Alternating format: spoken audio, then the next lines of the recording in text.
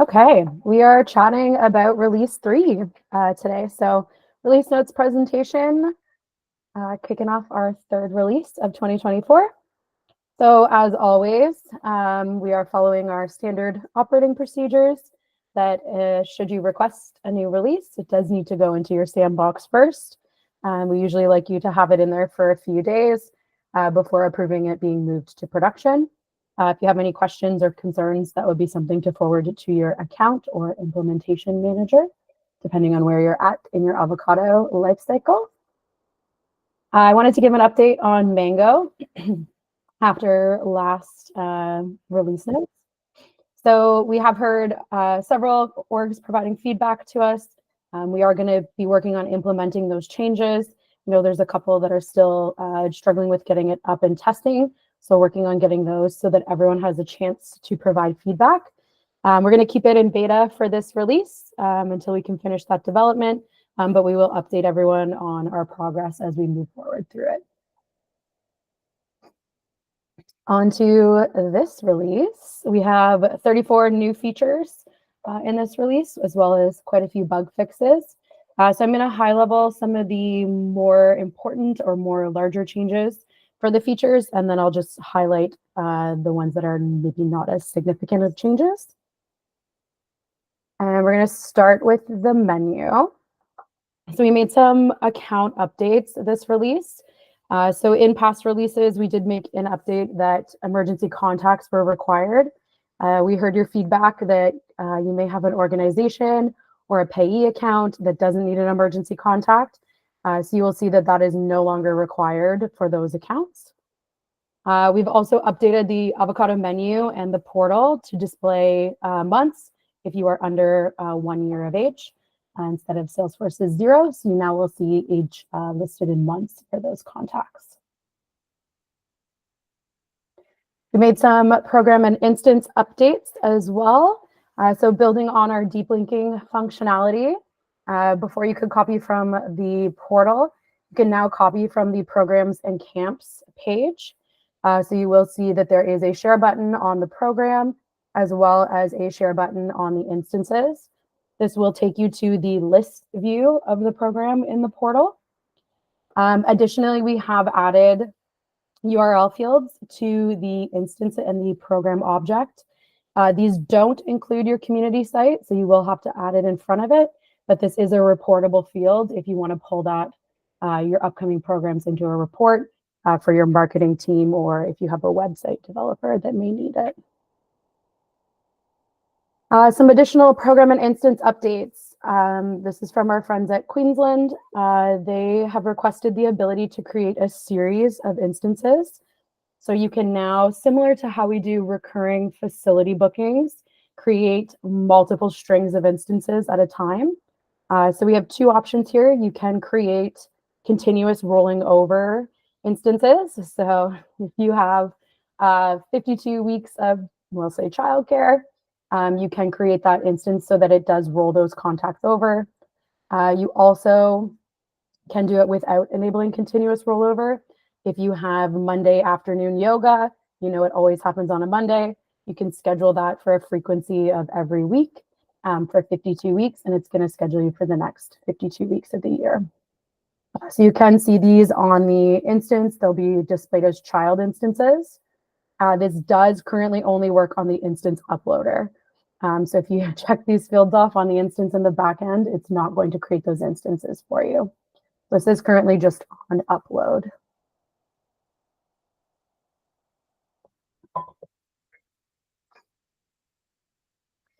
Some attendance updates. Prior to this build, we did have select weekdays. We've now changed that to select scheduled days. This will allow you to select any days that the instance occurs on. So we know sometimes you have programs with attendance where you need the Saturday or you need the Sunday. So now you can hit select scheduled days and it'll grab all of the occurring instance events. We've also made some skill updates in this release. So we bulkified skills. We understand your program directors are usually busy. They potentially have a long list of kids and a long list of skills to assess. So you can now assess on the skill itself. So by checking the box, you'd be applying a 2-star rating to all your contacts, or you can go across the contact. So selecting the contact, selecting 5 stars would push that across the contact, as well as this works for the notes as well for the bulkification. You can still manually adjust. If everyone got a 5 and you needed to change one to a 2, you can do that as well. We've made some adjustment updates as well. This is thanks to NAB for this one, where you can now set redeem start and redeem end dates. So currently we use effective and expiry date for your adjustment, but we understand you may want to have a weekend promo that's good for all your instances this summer. So you can set that promo code to be effective and expire your weekend dates, but you could set those redeem start and end dates to be into the future to give them a discount on future scheduled instances. Membership updates. In the View Memberships page, we have pulled over the ability to edit your contacts. So just a screen that wasn't there before, we've added that option in the membership screen as well. So if you need to change someone's age or change someone's birth date or barcode, you can do that within this screen, as well as any insurance memberships if you have that as an option on your contact pick list. Building off of additional membership changes, we've added the option to inherit the prerequisite schedule option. So this is for dependent and prerequisite packages.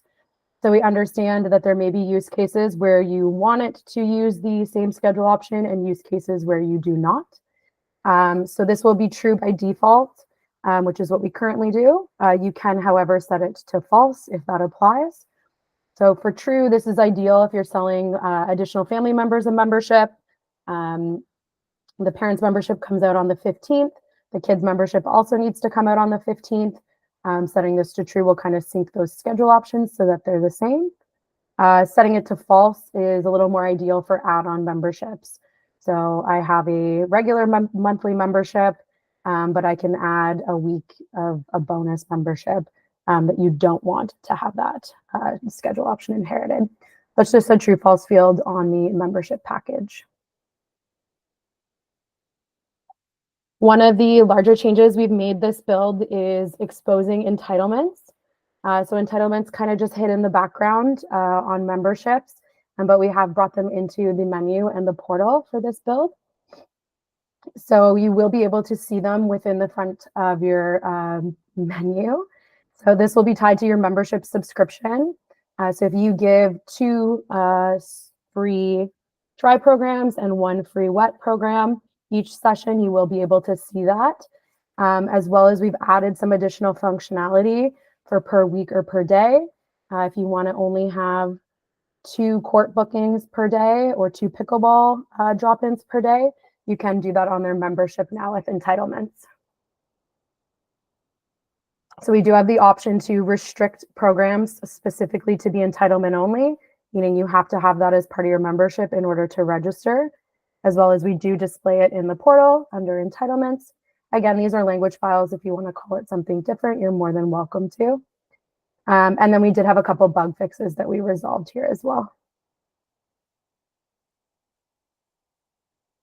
Change to facility booking. We've added a bookings report link to the facility bookings in the menu.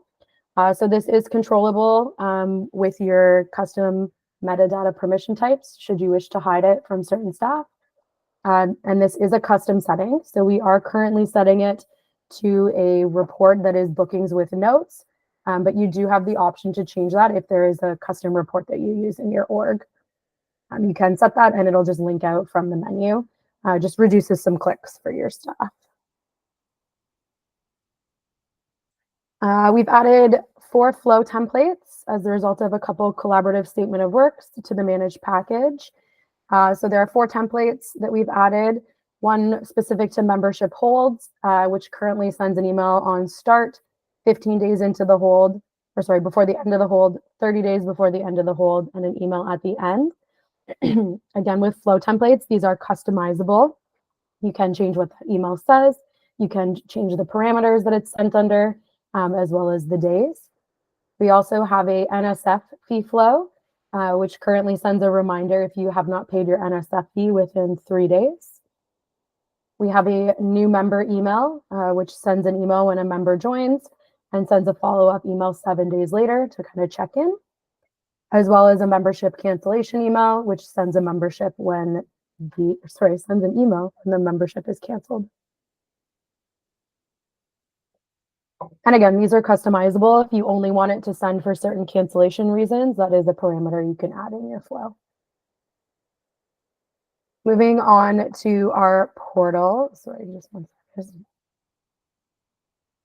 I'm losing my voice. Moving on to our portal, we have added reCAPTCHA to the account creation page. This is just to help reduce malicious accounts. This is displayed if the reCAPTCHA is configured. All your users have to do is click the box. This is pretty standard for account creation now. This is configurable again with your CAPTCHA settings. So for your program settings as well as your account. We've updated the search and the global search at the top of the portal to retrieve marketing description, internal description, and marketing detail. This allows you to put keywords in your internal description, or if your instance or program have the words like swim or swimming lessons, but maybe that's not the name of your program, this will help you retrieve greater results. Just makes it a little easier for your end users to find what they're looking for without needing the exact match of the program or instance name. After our task in the last release to kind of simplify the shopping cart, we made just a couple additional changes. We had a couple duplicate values at the bottom of the screen, so we just consolidated them and kind of cleaned up this to make it a little shorter for your customers to read. All the same information is there, it's just no longer repeated. All right, so that is our key features. So I'm going to go a little quicker through these ones just because they're a little more high level. If anyone has questions about any of them, I'm happy to elaborate more at the end. So we did update the membership status pick list to include expired. We do currently have a flow that is optional, that once your membership has passed its end date for things like punch passes or continuous memberships, that we can run that flow and set it to expired if you need a different status.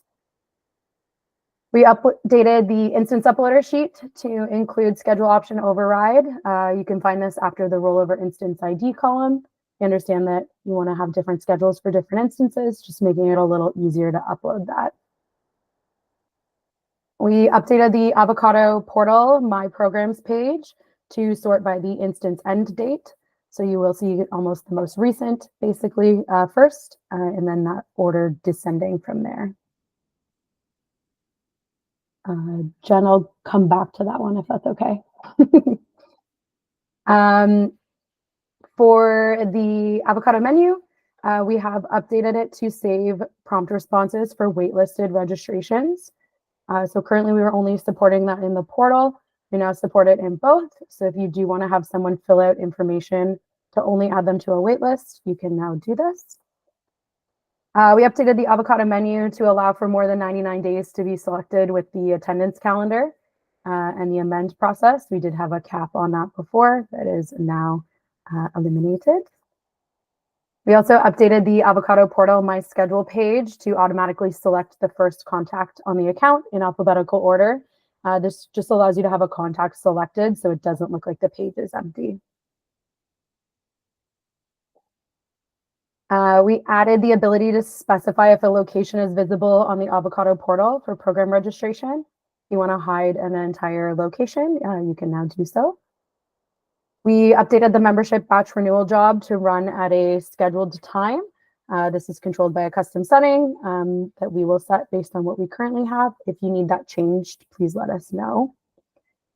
We updated Engage just to reduce the division dropdown to only include active divisions. And we updated some messaging for your end users in the Avocado portal. For deep links, if they are taken to a location that does not have the program they are being linked to, or to a location that doesn't have any programs available, they'll now receive a pop-up warning just saying that they're not available, and to try to search for something else. Again, that is a language file, so customizable for your organization's needs. We updated the Avocado menu calendars to remove, there was a little more info click out in the bottom. We've removed that from there. We also added the GL Master product family saved field. This is just some ongoing work for GL Masters to support some of our custom segment values. So if you're looking at doing custom segmentation, this is just an additional task for us to assist with that. We updated NMI card present processing. I'm not going to go into super detail for that. We've also updated the Avocado portal view schedule page. Currently, we were showing, I believe, 5 a.m. Till 10 p.m. We've now updated it to show the entire day. Queensland had some 4:30 morning fitness classes, so you now will see that full instance on there. We updated the instance uploader to just add some additional error handling. So if your instance ID is not SFID or doesn't present like an SFID, we will show you an error message, as well as if your rollover is the same instance ID. So if you're trying to roll over to the same instance by accident, you will now see that error flagged. We updated our external API, so anyone using OpenY or our external API for their website, we've updated it to support an offset code. This is something you'd want to work with your website developers for, because it will require a change from their end on how they're querying. But basically, we're allowing them to query 1,000 instances as many times as necessary to get the instances they need. This is just getting around some Salesforce limits. We also updated the Avocado portal program registration. If you have attendance determines billing set on an instance, we updated it to show the total amount instead of just the daily cost. Before, if you had an instance that was $10 a day for 7 days a week, it would show $10 as the total cost. It's now updated to show 70. All right, getting into some bug fixes for this build. Fixed an issue in the Avocado custom settings page where you couldn't edit the first one on page load. So just that's resolved now. We fixed an issue in Kiwi when scanning a membership that was canceled. It wasn't populating, even though that membership ended in the future, wasn't populating that membership on the event log. So we've updated that.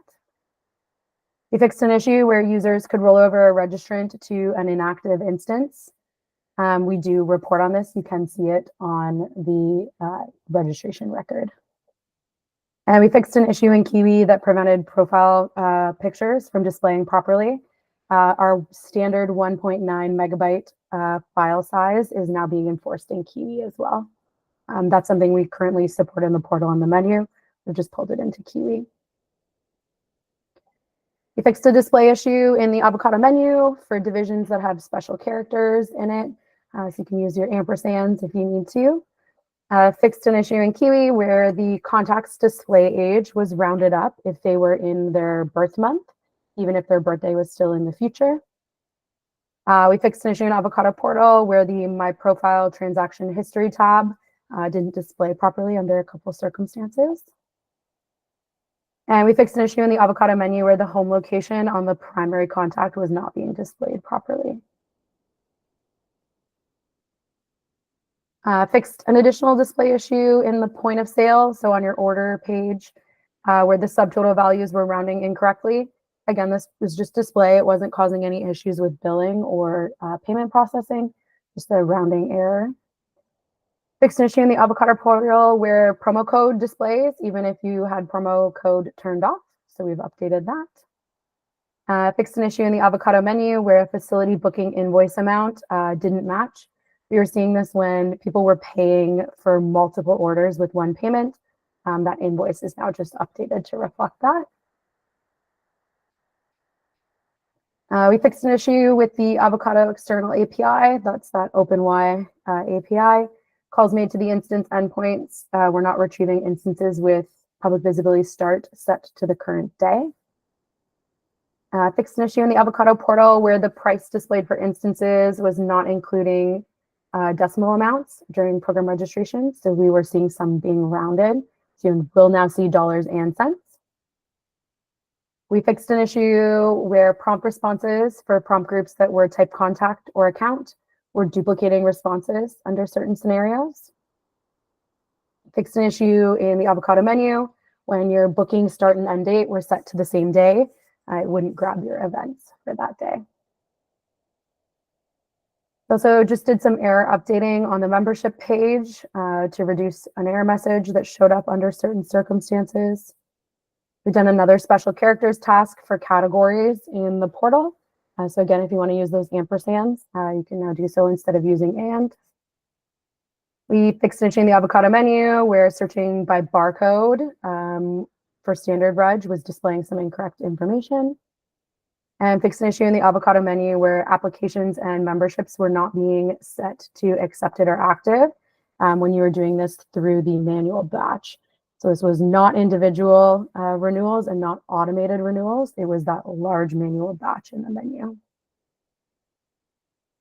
We fixed an issue again, just talked about this one a little earlier with entitlements, just to make our new process work a little smoother.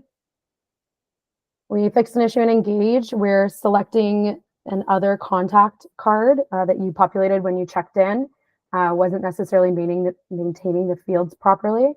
This will just help with reporting. And fixed an issue where prompts with response type none and optional false were required to be filled out, even though there was no response option. With this fix, that allows you to basically create a prompt that is just information. So if you wanted to have your terms and conditions and then have something like a signature after, you can have a separate prompt for that now. I wanted to highlight a couple things that are on our roadmap. So we are doing quite a few UI changes to the portal in this next release. So we are consolidating some information, making this a lot easier for your mobile customers to use. We understand that people are moving away from desktops and moving towards doing things on their phones or tablets. So we've consolidated the chart view. You'll see this reflected in the mobile view as well. We've added a more info button, which will then pop up the instance card as opposed to dropping down the instance information from before. So all the same information's there, just displayed a little easier. This does look very similar in mobile, just a longer view. And you do have the option to go right into the registration flow from here as well. And we've also added, similar to how our membership checkout works, we've added the option to see your shopping cart. This is the mobile view, but you will see it on the side of your desktop view, similar to how membership works now, and on the bottom of your mobile view. So this will stay sticky. You can expand it to see what's in their cart as they're shopping.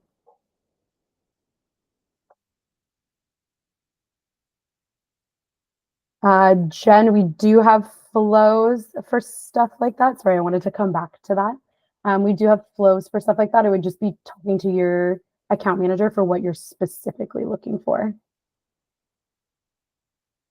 Does anyone have any questions?